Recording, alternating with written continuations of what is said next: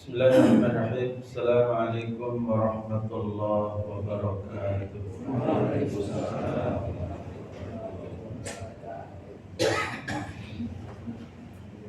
Alhamdulillahi rabbil alamin wal aqibatu lil muttaqin wa la 'udwana illa 'alal zalimin. Asyhadu an la ilaha illallah wahdahu la syarika lah wa asyhadu anna Muhammadan 'abduhu wa rasuluh. Allahumma salli wa sallim wa barik ala nabiyyina al-karim wa ala alihi wa sahbihi wa man tabi'a hudahu ila yaumil. Allahumma la sahla illa ma ja'altahu sahla wa anta taj'alul hazana idza syi'ta sahla. Allahumma yassir umurana wa umur jami'il muslimin. Allahumma yassir umurana wa umur jami'il muslimin. Amma ba'd. Hadirin jamaah salat subuh yang dirahmati Allah.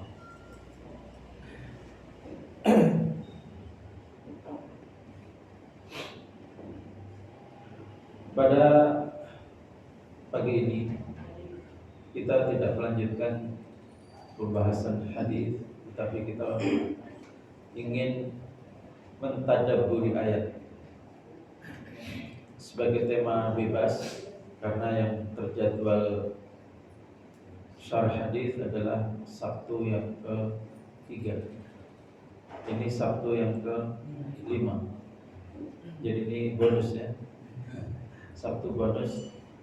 Dan hari Ahad besok adalah hari terakhir tahun 2023. Akan memasuki tahun baru.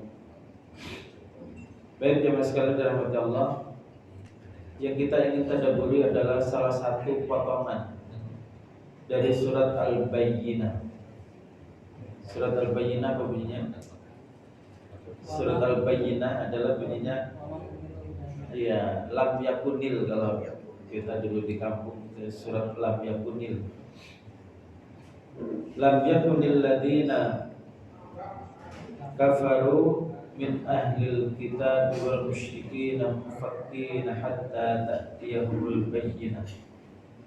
Rasulun minallahi yatlu suhufan mutahharah fiha kutubun qayyimah.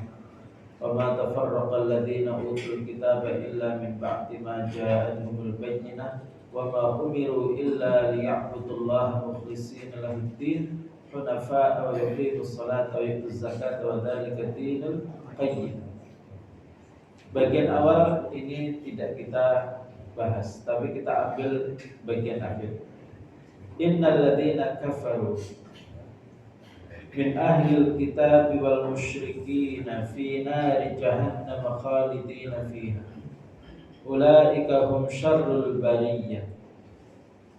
Innal ladzina amanu wa 'amilus salihati ulaika hum khairul bariyah. جزاؤهم عند ربهم جنات عدن تجري من تحتها الأنهار خالدين فيها أبدا رضي الله عنهم ورضوا عنه ذلك لمن خشي ربه.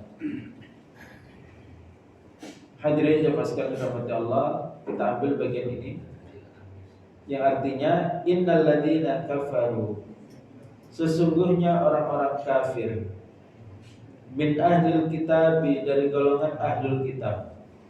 Berarti siapa mereka?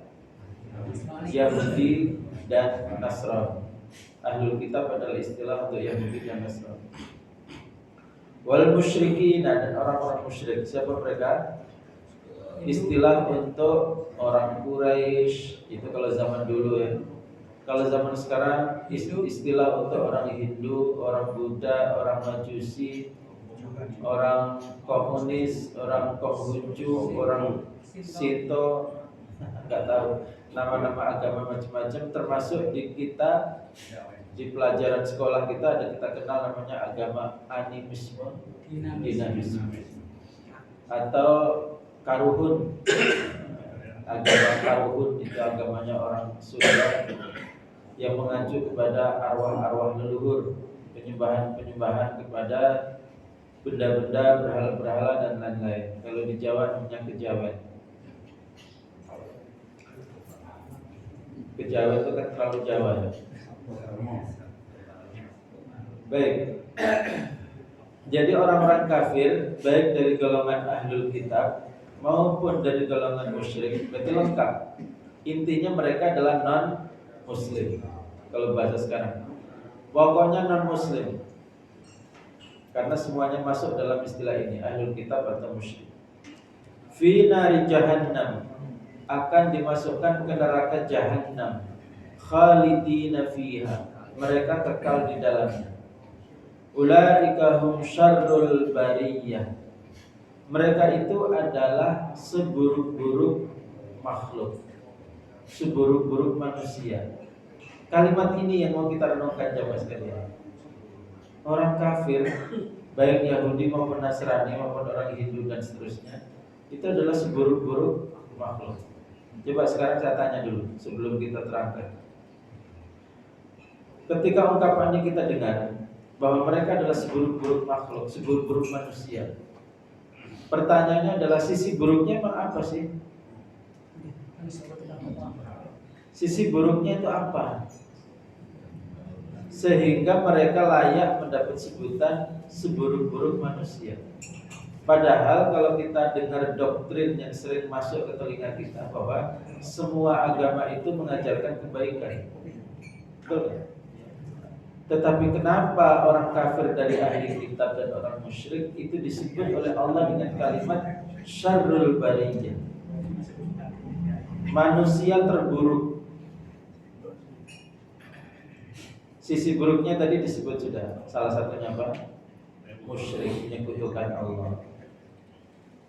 Tapi orang Yahudi menyekutukan Allah kan? Tersesat. Menyekutukan tapi dari sisi keyakinan. Yahudi tidak menyembah berhala. Dari segi menyembah, Yahudi tidak menyembah berhala. Cuman meyakini Allah punya anak yaitu Uzair. Demikian pula dengan Nasrani. Nasrani itu aslinya tidak menyembah berhala juga, cuman meyakini Isa adalah putra Allah. Artinya ya tingkat kemusyrikannya masih mendingan dibanding apa? Kemusyrikannya orang musyrik. Karena kemusyrikannya orang musyrik itu bahkan menyembahnya kepada berhala. Oke, itu keburukan yang pertama. Keburukan yang kedua apa yang menyebabkan mereka sebagai manusia terburuk? Tersesat. Mereka sebagai manusia terburuk adalah karena mereka suka melakukan kemaksiatan, misalnya gitu ya. Tapi bukankah Muslim juga melakukan maksiat? Kan itu nanti perbandingannya kan nanti seperti itu. Nah jamaah sekalian, ketika ayat menyebutkan bahwa mereka adalah seburuk-buruk makhluk, lalu disambung dengan kalimat tandingannya. Innal ladzina amanu wa 'amilus shalihati ulaika hum khairul bariyah. Sesungguhnya orang-orang yang beriman dan beramal saleh, mereka itulah orang-orang yang terbaik atau manusia terbaik atau makhluk terbaik. Atau dalam terjemahan itu sebaik-baik makhluk. Jazaohum 'inda rabbihim jannatu 'adnin tajri min tahtiha al-anharu khalidina fiha abad. Imbalan buat mereka di sisi Allah adalah surga yang mengalir di bawahnya sungai-sungai, mereka kekal di dalamnya selama-lamanya. Ini ada perbedaan. Kalau orang kafir tadi adalah khalidina fiha titik, mereka kekal di dalamnya. Kalau orang beriman khalidina fiha abadan, ada tambahan abadan, selama-lamanya. Radhiyallahu anhum wa radu'an. Allah ridha kepada mereka, mereka ridha kepada Allah. Ula dzalika liman khasyya rabbah. Yang demikian itu adalah bagi siapa yang takut kepada Rabbnya. Jemaah sekalian, saya ingin mengaitkan seburuk-buruk makhluk adalah bahwa orang kafir disebut seburuk-buruk makhluk. Keburukan yang utama adalah karena kekafirannya itu sendiri. Nah, jemaah sekalian, kafir itu lawan apa? Lawan iman. Nah, sekarang mari kita lihat, jemaah sekalian, iman itu apa artinya? sering saya terangkan di berbagai kajian, iman itu sederhananya adalah apa? Percaya ditambah ya, percaya itu titik awal. Lalu kemudian trust, misalnya percaya kepada Allah, trust kepada Allah, kemudian bisa tawakal kepada Allah, kemudian merasa diawasi Allah, dan seterusnya. Itu adalah rangkaian semua yang disebut dengan iman. Nah, mari kita lihat, iman itu adalah sesuatu yang disebabkan oleh kepercayaan kepada perkara gaib. Kalau sudah tidak gaib, itu nanti tidak bisa disebut iman. Itulah makanya jemaah sekalian, dalam hadis Nabi yang menjelaskan tentang akan terbitnya matahari dari arah tenggelamnya. Apa kata ayat? Ketika matahari sudah terbit dari arah tenggelamnya, saat itu orang beriman tidak bermanfaat imannya. Kenapa? Orang beriman tidak bermanfaat imannya ketika matahari sudah terbit dari arah tenggelamnya. Kenapa? Jawabannya adalah karena kalau beriman menunggu syahadah, syahadah itu nyata dilihat oleh mata kepala, itu tidak ada nilai iman. Nilai iman itu adalah ketika itu semua masih gaib. Artinya apa?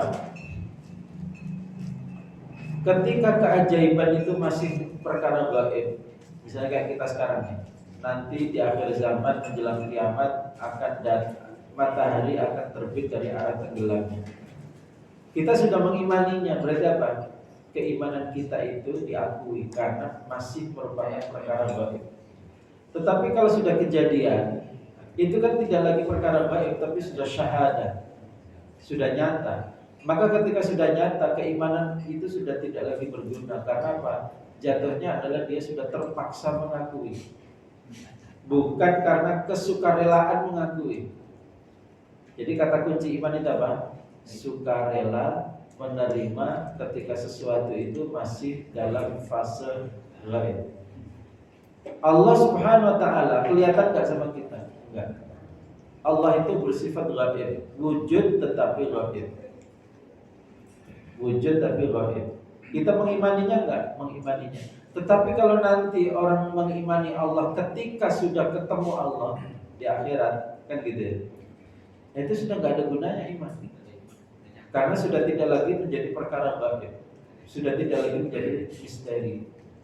Nah, jadi makanya ketika matahari sudah terbit dari arah tenggelamnya, maka iman itu sudah tidak berguna. Jadi jemaah sekalian, iman itu kaitannya adalah dengan hal yang gaib. Diawasi oleh Allah secara gaib. Wujud Allah secara gaib.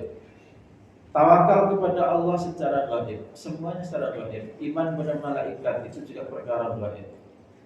Iman tentang masalah apa? Kitabullah, kalau itu sudah tidak lagi gaib, tapi kan itu sudah turunan, bukan pokoknya. Pokoknya adalah iman pada Allah, iman pada hari akhir.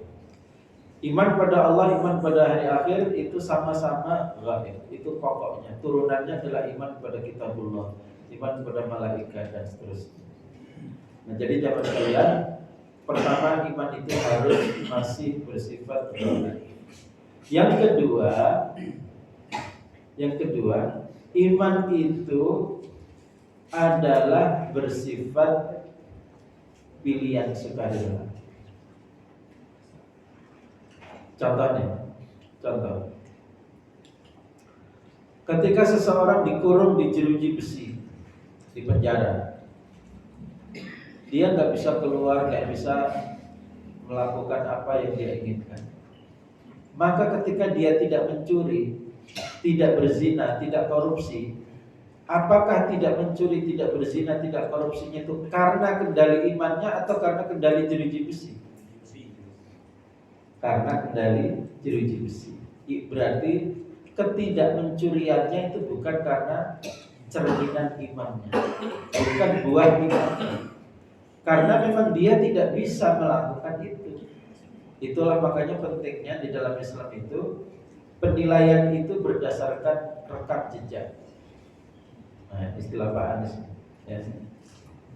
Menggunakan rekam jejak artinya apa? Ketika rekam jejaknya sebelum dipenjara, dia memang dengan imannya dia tidak mau mencuri, tidak mau berzina dan seterusnya, maka ketidakmencuriannya di dalam sel, tidak korupsi, tidak berzina, itu tetap diakui sebagai cerminan iman. Tetapi kalau orang di luar sel, dia melakukan semua kejahatan itu, lalu di sel dia baru tidak melakukannya, itu tidak ada nilai imannya sama sekali. Kenapa? Track recordnya nggak dapat. Nah, itulah makanya saya setuju dengan pandangan Pak Anies dalam hal apa? Bahwa melihat seseorang itu jangan lihat janjinya, tapi lihat apa? Rekam jejak. Karena Islam pun begitu, melihat dari rekam jejak. Kalau dia tiba-tiba tidak mencuri karena di sel, itu nggak ada rekam jejak bahwa dia beriman. Beda dengan misalnya seorang laki-laki berada di rumah kosong hanya bersama seorang wanita yang bukan istrinya. Coba bayangin, di rumah kosong, jauh dari siapa-siapa, di situ ada wanita yang bukan istrinya. Berarti apa?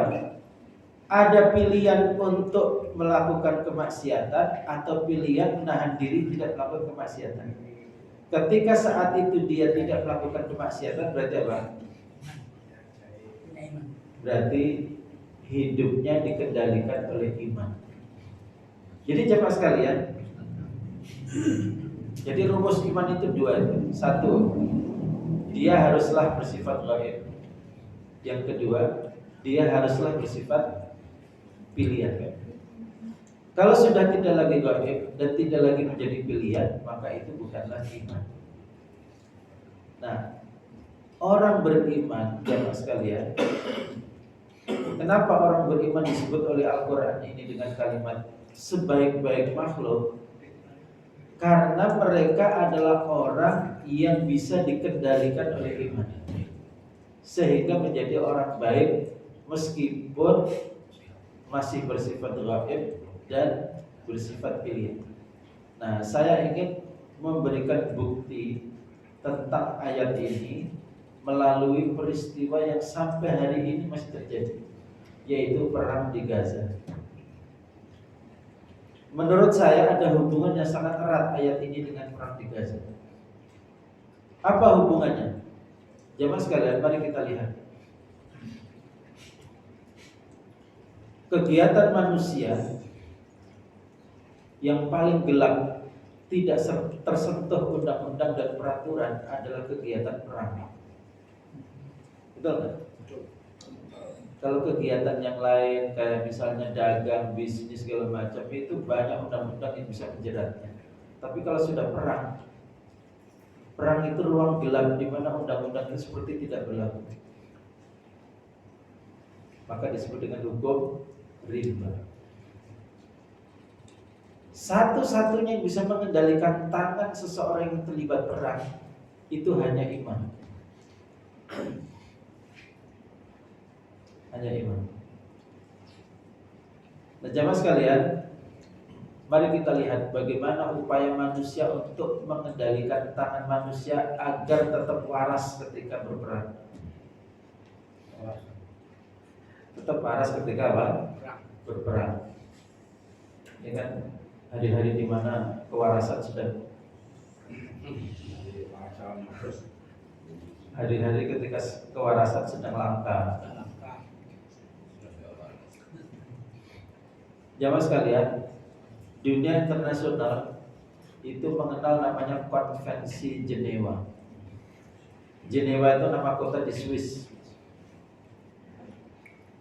Ceritanya dulu pada tahun 1800 sekian, itu ada seorang tokoh yang berasal dari Jenewa, pengusaha, namanya Henry Dunant. Henry Dunant. Dia ini adalah orang pertama yang mendapat Nobel Perdamaian pada tahun 1901. Karena Nobel Perdamaian itu pertama diberikan adalah tahun 1901. Berarti sebelum apa? Sebelum Perang Dunia Pertama dan sebelum Perang Dunia Kedua. Dia pernah mengalami perjalanan ke Italia ketika Italia sedang perang melawan Prancis, menuntut kemerdekaan dari Prancis. Saat itu Napoleon sedang berkuasa. Dia melihat perang yang sangat mengerikan. Tidak ada lembaga kemanusiaan yang membantu. Pokoknya perang itu benar-benar brutal-brutalnya, nggak ada sama sekali ya Pak, orang yang menolong, lembaga dan sebagainya nggak ada. Maka dia tulislah namanya satu buku namanya Memory of Solferino, kenangan di kota Solferino ketika dia terjebak perang di situ. Dia ceritakan kengerian perang itu. Lalu di ujung buku itu katanya, saya nggak baca ya, katanya di dalam buku itu dia kemudian apa? Mengusulkan dua hal. Pertama, mengusulkan agar ada lembaga kemanusiaan yang sama-sama dihormati oleh kedua belah pihak yang perang, bahwa itu adalah bersifat independen, sifatnya cuma membantu. Dari situlah kemudian lahir namanya Palang Merah Internasional. Karena apa? Dengan logo palang merah itu kemudian pihak yang perang itu kedua-duanya menghormati bahwa dia tidak ikut perang. Dia justru ingin mengobati orang yang sedang perang, mau dari sebelah sana atau sebelah sini. Jadi berawal dari usulan dia, lahirlah namanya Red Cross. Yang kemudian di negara Muslim itu adalah bulan sabit merah. Konon katanya di negara Yahudi itu bintang David merah. Tapi kemudian PBB mengeluarkan lambang baru namanya, kalau negara yang tidak berkenan dengan salah satu dari dua tanda itu kristal merah. Itu netral, kristal merah sebagai pengganti palang merah atau bulan sabit merah. Nah jamaah sekalian, usulan yang kedua dia minta apa? Minta bahwa ada satu poin-poin yang disepakati oleh negara-negara yang berpotensi terlibat perang atau komunitas internasional untuk menyepakati apa sih aturan-aturan tentang etika perang.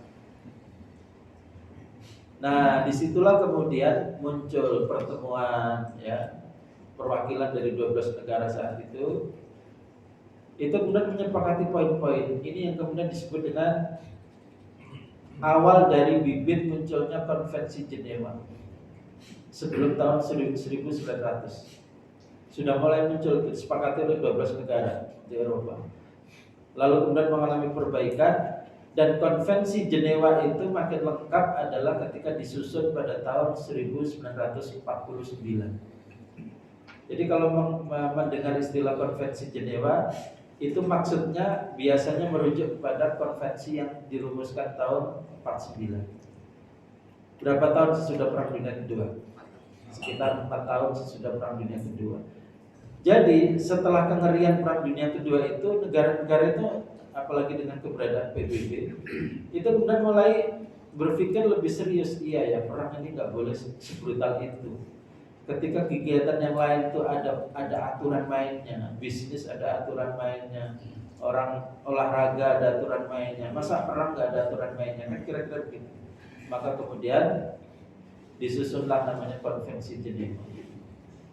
Nah Konvensi Jenewa ini kemudian diratifikasi oleh banyak negara dan sampai sekarang sudah 196 negara yang meratifikasi Konvensi Jenewa.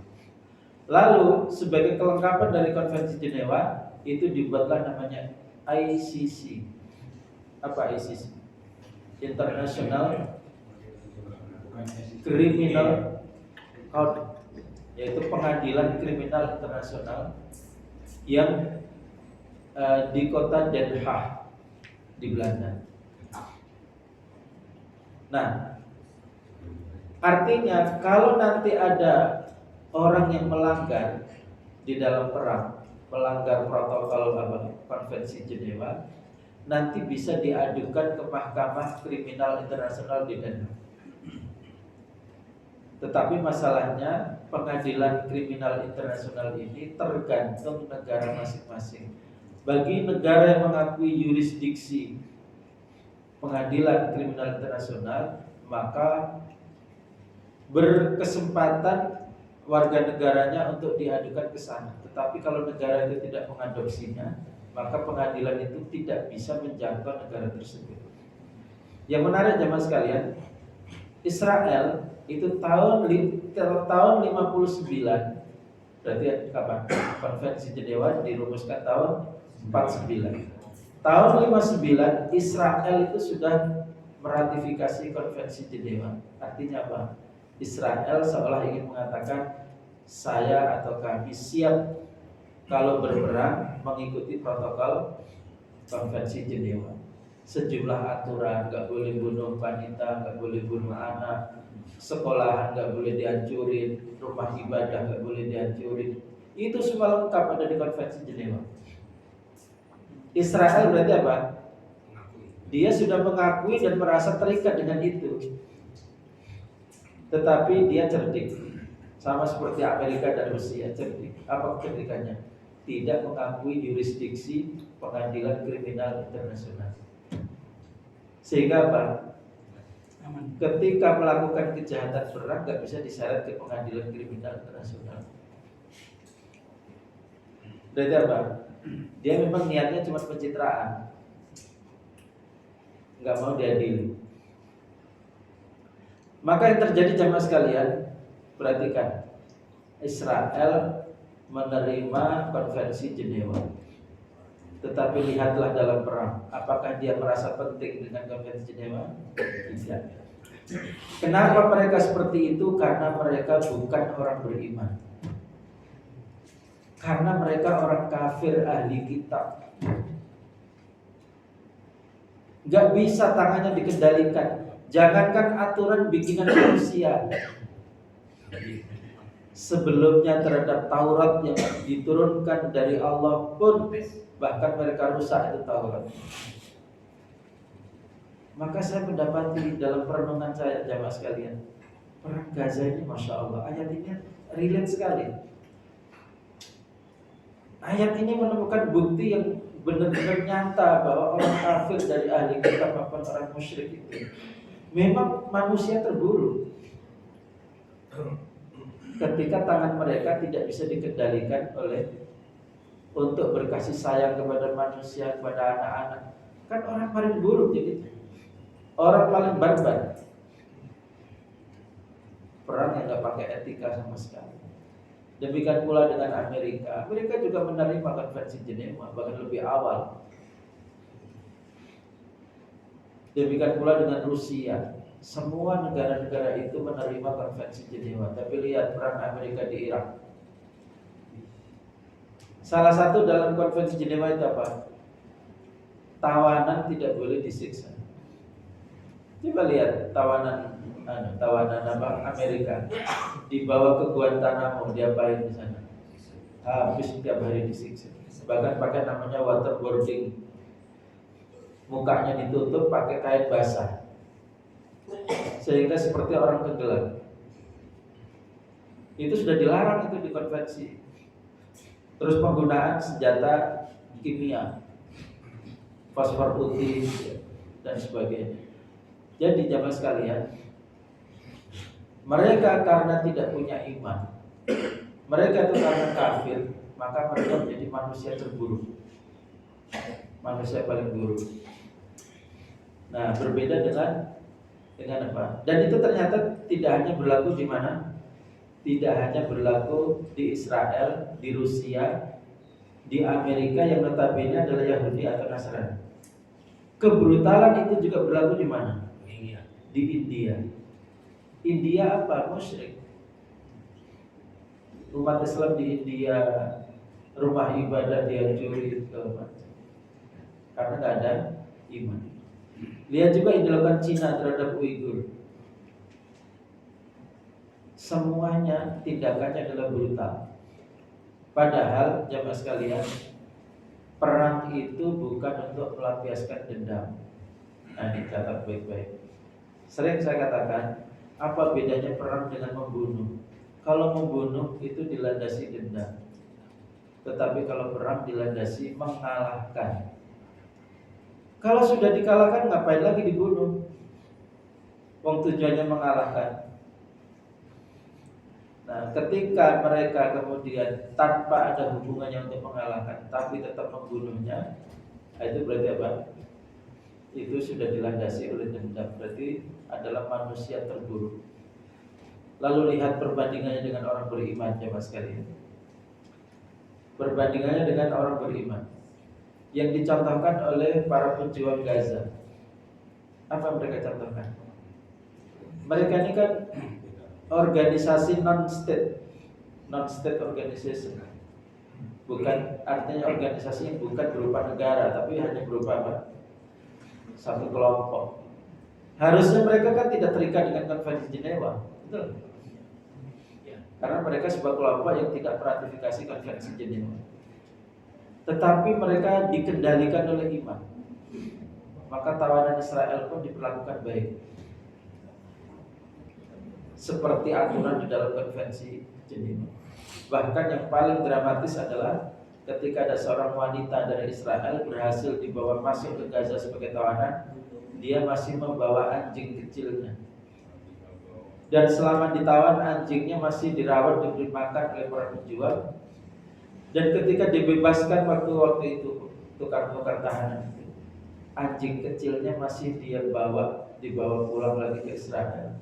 Coba, itu kan sangat apa? Sangat sisi manusiawinya itu luar biasa. Dunia melihat berita itu. Apa hubungannya anjing sama perang? Itu kan gak ada hubungannya sama sekali. Harusnya kan ngerepotin aja di. Artinya apa? Kalau anjing bawaannya saja dipelihara sama para pejuang, apalagi orang yang bawa. Gak ada yang diperkosa, gak ada yang disakiti, semuanya diperhatikan. Makannya, dirawat, kesehatannya segala macam. Padahal mereka tidak terikat dengan Konvensi Jenewa. Artinya apa jemaah sekalian?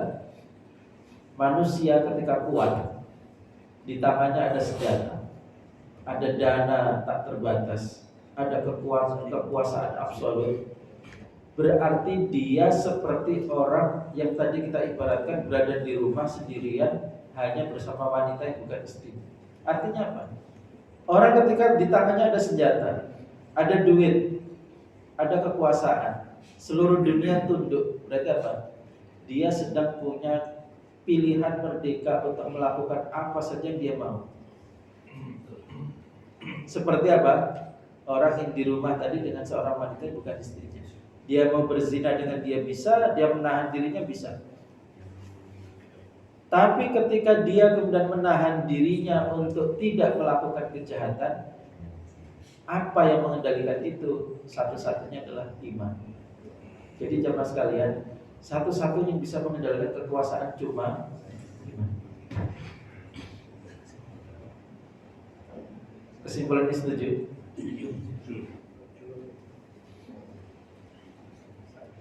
Dan kita sedang dijauhkan itu dalam konsep bernegara kita. Sibuk bikin undang-undangnya, tapi melupakan imannya. Itu sama dengan apa?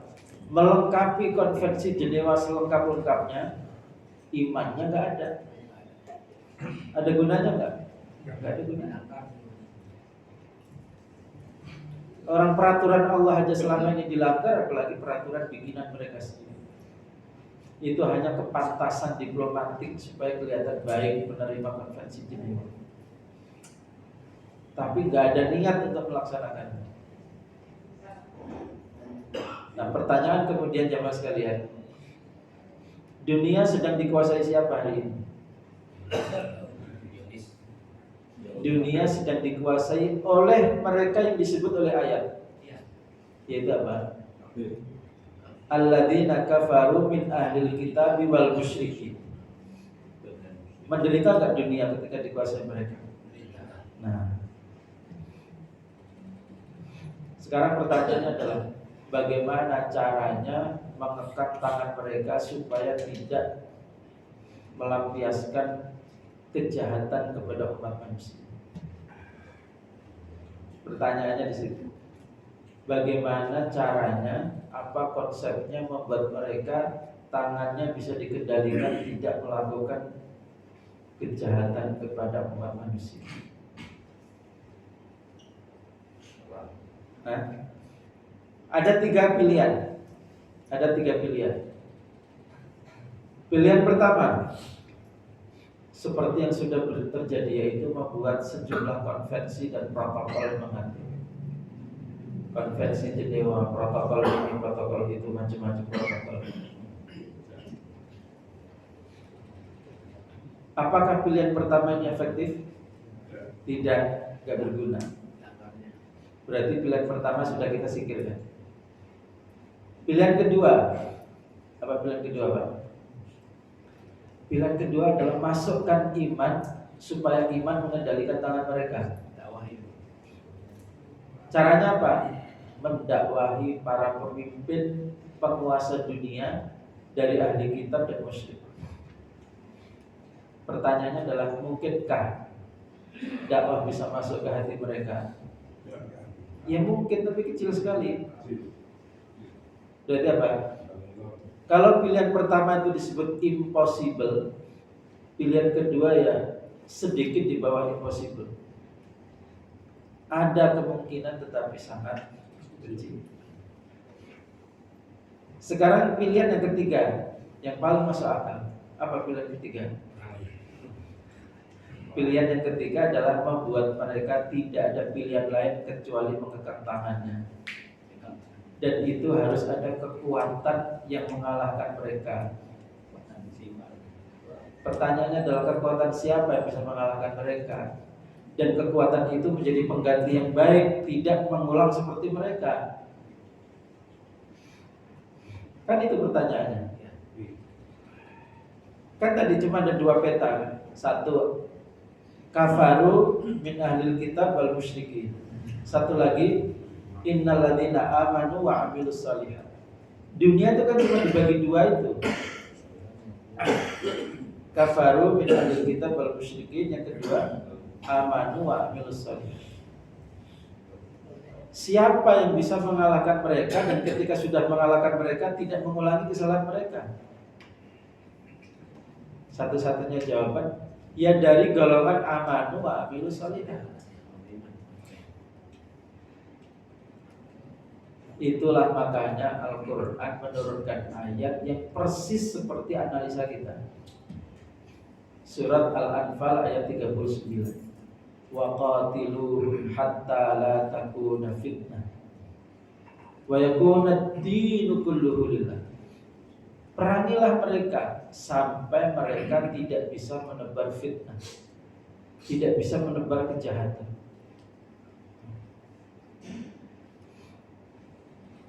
Karena selagi mereka masih bisa pegang senjata, masih punya dana berlimpah, masih punya kekuasaan absolut, pasti mereka akan menebar kejahatan.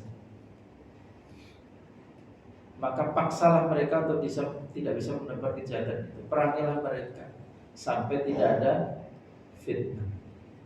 Wa yakuna ad-dinu kulluhu lillah.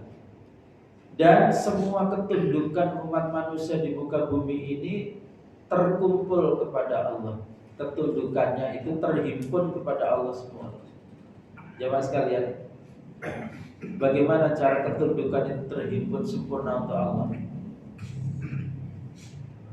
Ketundukan itu supaya terhimpun sempurna untuk Allah dengan dua cara. Cara pertama apa? Cara pertama adalah dengan cara iman. Orang tunduk karena imannya secara sukarela. Betul kan? Orang beriman tadi kan tunduk secara sukarela. Lalu yang ditakdirkan tunduk juga kepada Allah tapi secara terpaksa. Jadi dua-duanya disebut tunduk. Yang satu tunduk dengan sukarela, disebut dengan iman. Yang kedua, tunduk dengan terpaksa, dan dia masih tetap menolak Allah, kufur. Dia kufur, tetapi tangannya sudah tunduk, tidak lagi bisa membuat kejahatan.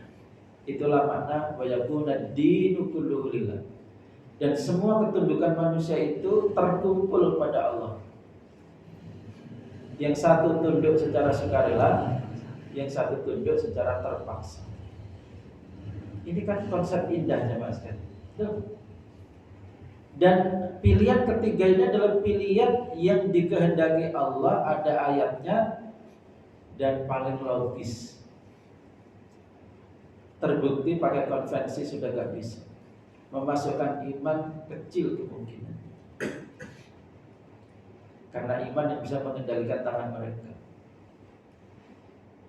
Maka satu-satunya pilihan adalah ya kalahkan mereka. Buat mereka tunduk kepada kalian. Maka dunia akan menjadi aman. Kenapa? Orang yang sedang berkuasa itu tidak pernah membuat kejahatan kepada umat manusia. Inilah jamaah sekalian yang sering kita dengar dalam ayat, wa ma arsalnaka illa rahmatan lil alamin. Tidaklah aku utus engkau wahai Muhammad kecuali untuk memberi rahmat kepada umat manusia. Maksudnya apa?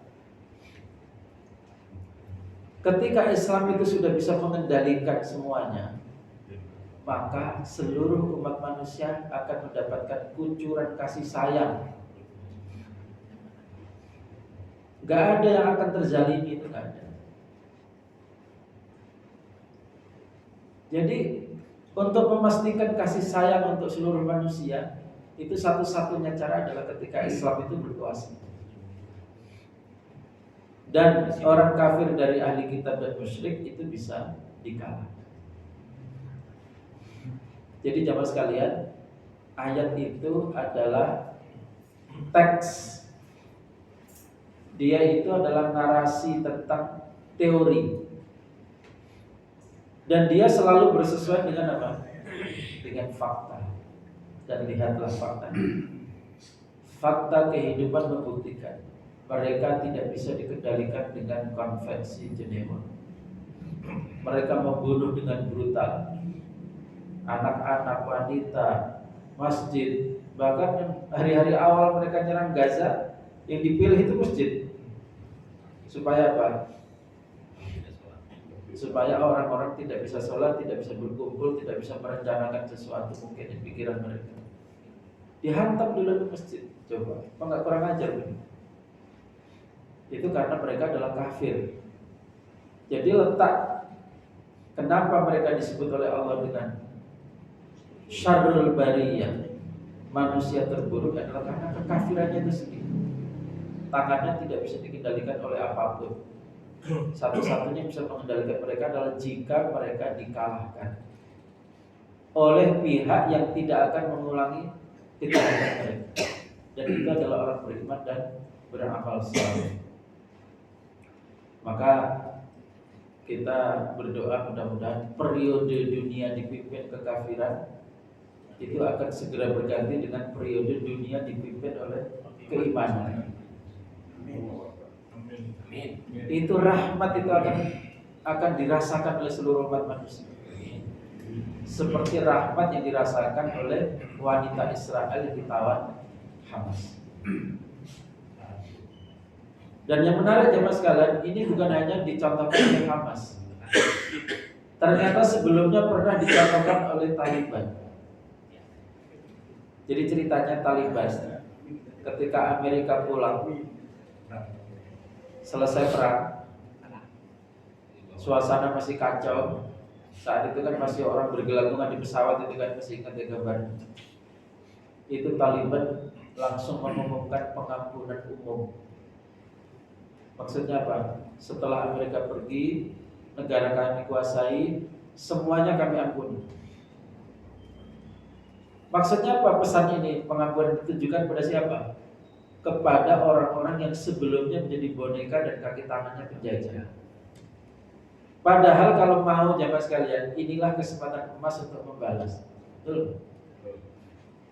Ketika penjajahnya sudah pergi, yang tinggal bonekanya doang. Inilah kesempatan menyembelih mereka. Tetapi ketika mereka punya kesempatan melakukan itu, justru mengumumkan pengampunan. Ini kan bahkan gak ada tertulis di Konvensi Jenewa. Jadi akhlak Islam itu lebih tinggi daripada Konvensi Jenewa.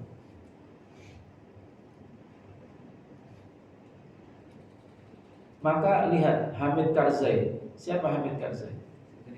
Itu kan kaki tangan. Presiden Afghanistan ketika zaman penjajahan Amerika. Itu sekarang hari ini hidup nyaman di Afghanistan. Gak diapa-apain, gak ditangkap, gak diadili.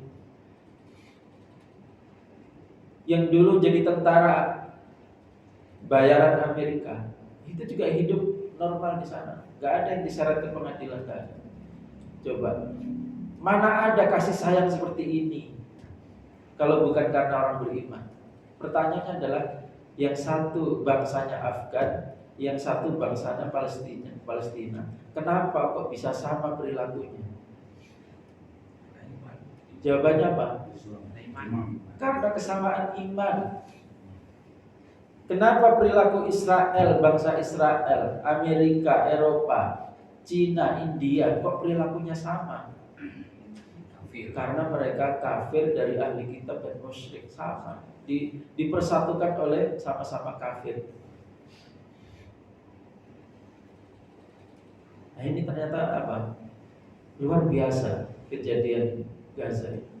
Memberi banyak sekali pelajaran-pelajaran yang sangat bernilai. Bahwa dunia wajib dipimpin orang beriman. Kalau tidak, semua orang akan menderita. Tapi orang berimannya yang benar. Jangan orang beriman model ISIS. Betul nggak? Ini ISIS juga beriman loh. Tapi apa? Orang yang tidak mendukung dia dieksekusi juga, walaupun sama Muslim. Brutal.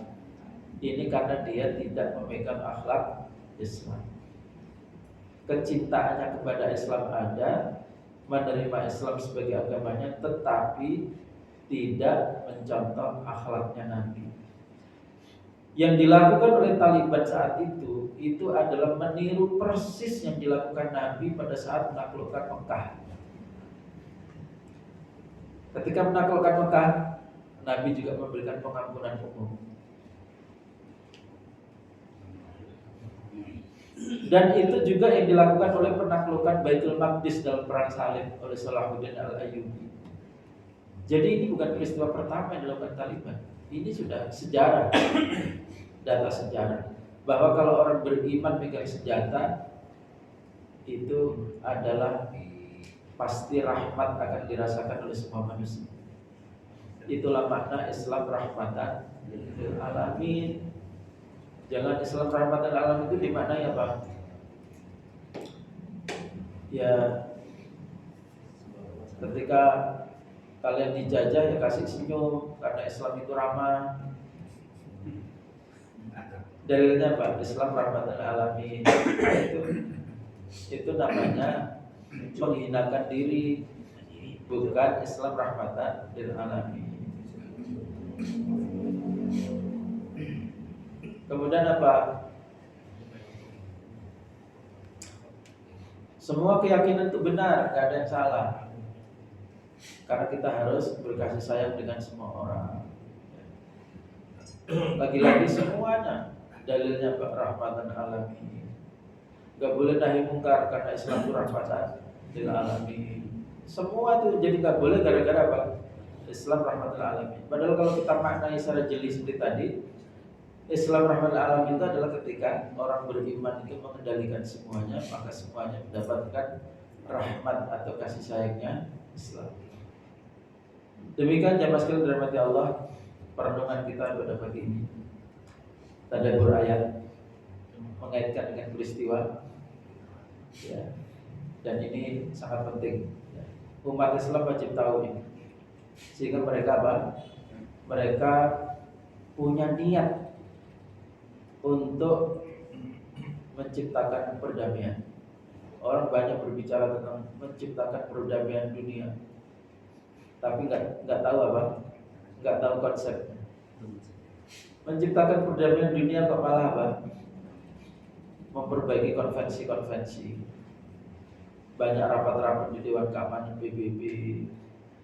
Lihat aja deh, ketika PBB rapat untuk mendorong supaya terjadi gencatan senjata, semua negara sepakat. Amerika yang veto.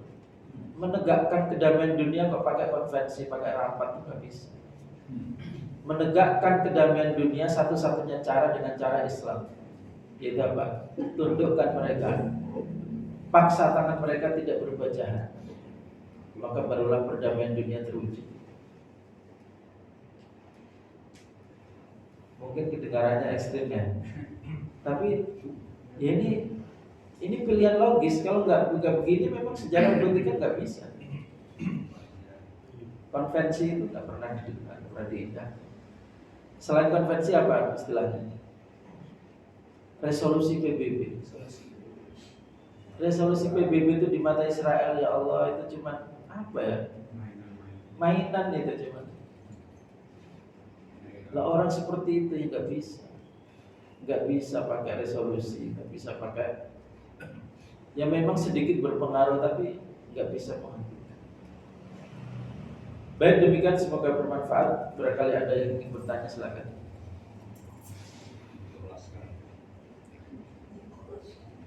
Baik, ya. Assalamualaikum warahmatullahi wabarakatuh. Waalaikumsalam. Terima kasih Pak Ustaz, terkait dengan peristiwa di Gaza, Palestina sekarang ini Pak Ustaz, konferensi mengadakan pertemuan kalau sudah di Arab Saudi, lalu penyelenggara bikin surat untuk mengundang salah satu Afghanistan untuk menghadirinya. Lalu BNP Afghanistan menjawab undangan tersebut dengan bahasa di mana tentara Islam berada pukul. Itu dijawab. Apakah jawaban itu terkait dengan itu Pak ya, diikatnya usaha untuk mengikat tangan orang-orang penguasa dunia itu biar tidak zalim gitu? Mohon penjelasan Pak. Wallah, saya nggak baca beritanya, jadi nggak tahu ya. Yang saya tahu adalah bahwa OKI itu meskipun singkat apa, itu adalah singkatan dari Organisasi Konferensi Islam. Tetapi masalahnya di dalam konferensi itu pernah juga Amerika hadir, utusan Eropa hadir, konferensi Islam, tapi utusan kafir hadir, bukan? Harusnya bukan konferensi Islam. Yang kedua, meskipun namanya konferensi Islam, tapi kan bukan mewakili negara dengan sistem Islam, tapi tetap negara yang penduduknya mayoritas Islam, sehingga ya tetap tidak bisa mewakili Islam, tetapi mewakili negara yang mayoritas penduduknya Islam. Tetap saja mengikuti kebijakan negara tersebut, bukan mengikuti keinginan umat Islam. Ya, di situ biasnya, makanya ya jangan terlalu berlebihan berharap, sebab kalau orang terlalu berlebihan berharap itu nanti jadi kecewa. Sama dengan nanti pemilu, jangan terlalu tinggi berharap, sebab kalau nanti terlalu tinggi berharap nanti kecewa. Sama ketika orang mau nikah, jangan ketinggian bikin speknya apa, harus tinggi, cantik, sholihah, shot ya, sholihah, semua spek dia sebut. Begitu dapatnya cuma satu spek yang cocok, akhirnya pas stres. Itu salahnya bukan karena ada pilihan gitu. Ya meskipun namanya OKI, Organisasi Konferensi Islam, tapi lihat faktanya, itu tidak mewakili sepenuhnya keinginan umat Islam, tapi mewakili kebijakan negara-negara yang penduduknya banyak Muslim. Jadi kebijakan negara bukan kebijakan umat Islam. Demikian pula dengan apa? Dengan capres, capres cawapres. Susu, bagi-bagi susu. Ya, silakan. Di dalam perjalanan yang kita lihat kehidupan manusia itu kan disebutkan sejarah kawan kita, sejarah Nah, berulang. hanya mungkin bajunya yang biar berganti setiap periodenya lah. Periode kami itu kan disebutkan 100 tahun setiap abad. Nah, kalau kita lihat dengan fenomena terakhir ini, apakah kita juga sudah masuk di dalam tahapan-tahapan ke ini abad yang terjadi? Ya. Wallah bisawab, memang ada dalil yang mengatakan bahwa dalam 100 tahun akan ada tokoh yang Allah munculkan untuk yujaddid, untuk memperbaharui atau untuk memperbaiki dari agama ini atau pemeluk agama ini. Nah, sebaiknya kita membaca dalil ini hanya sebagai satu isyarat, bukan sebagai sebuah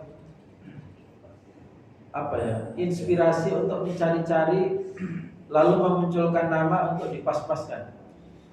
Contohnya misalnya, setiap 100 tahun kan pasti ada tokoh besar yang memperbaiki Islam.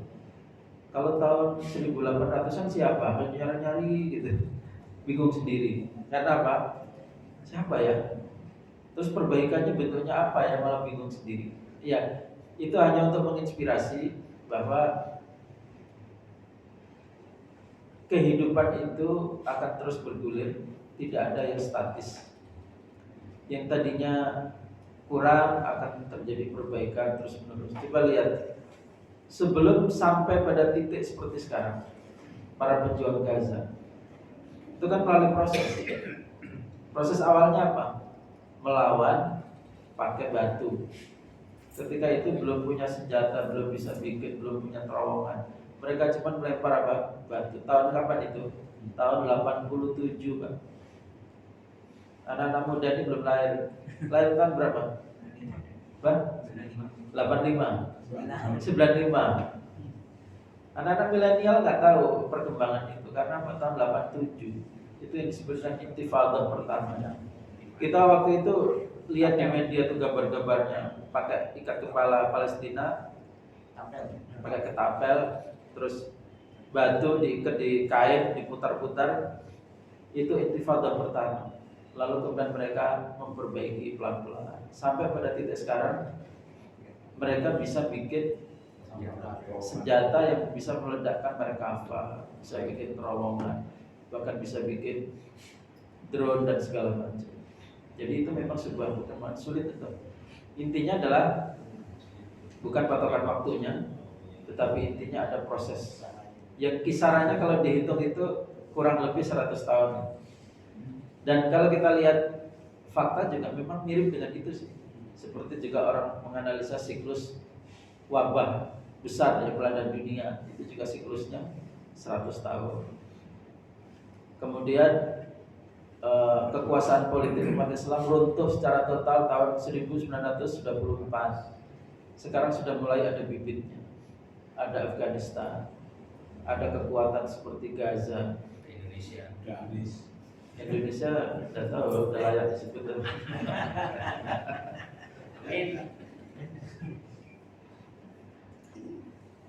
Indonesia baru pada tahap debat capres dan cawapres, sama bagi-bagi duit, bagi-bagi susu. Yang terbaru bagi-bagi duit, oleh kiai.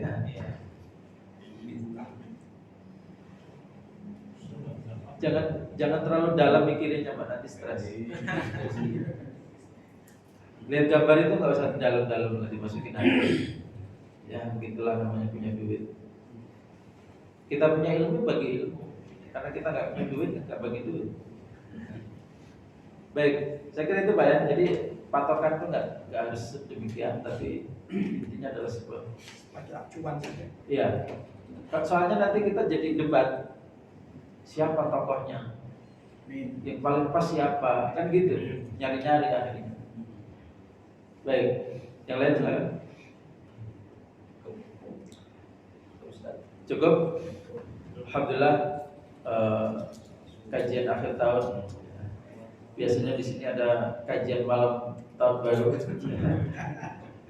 Ini sudah diawali dengan 2 hari sebelum tahun baru. Demikian, semoga bermanfaat. Kurang lebihnya mohon maaf.